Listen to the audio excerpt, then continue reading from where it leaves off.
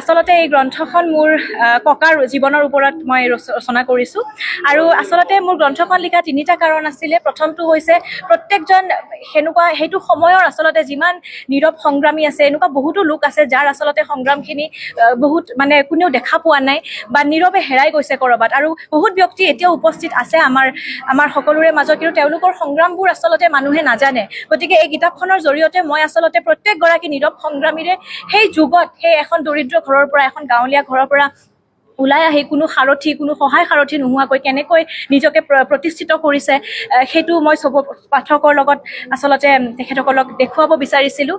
আৰু লগতে দ্বিতীয় কাৰণটো হৈছে মই নৱপ্ৰজন্মৰ মাজত আচলতে এইটো তেখেতসকলৰ বাবে মই দেখুৱাব বিচাৰিছোঁ যে কেনেকৈ আমাৰ জীৱনটো আচলতে বৰ্তমান কিমান ইজি হয়, আমাক যি লাগে হাততে আমাক পিতৃ মাতৃয়ে তুলি দিছে, কিন্তু সেই সময়ত এনেকুৱাও কিছু মানুহ আছিলে যাৰ হাতত আচলতে হাতখন ধৰি লৈ যাবলৈ জীৱন বাটত কোনো নাছিলে, কিন্তু কেনেকৈ তেওঁলোকে নিজৰ জীৱনত অকলে ইমানখিনি তেখেতে নিজকে প্ৰতিষ্ঠা কৰিছে সেই ব্যক্তিসকলে। আৰু ৩ নম্বৰ কাৰণ এইটো যে মই আচলতে অসমীয়া ভাষাটো প্ৰচাৰ হোৱাটো বিচাৰোঁ, কাৰণ বৰ্তমান আমাৰ সমাজখনত এটা এনেকুৱা অৱস্থা আহি পৰিছে যে আমাৰ নৱপ্ৰজন্মৰ মাজত আচলতে বিশেষকৈ আমি দেখিবলৈ পাওঁ যে অসমীয়া ভাষা মানুহে ক'বলৈ লাজ কৰে নে আগ্ৰহ নোহোৱা হৈছে মই ঠিক ধৰিব পৰা নাই, কিন্তু এই মাতৃভাষাক আচলতে একদম গুৰুত্ব দিয়া হোৱা নাই।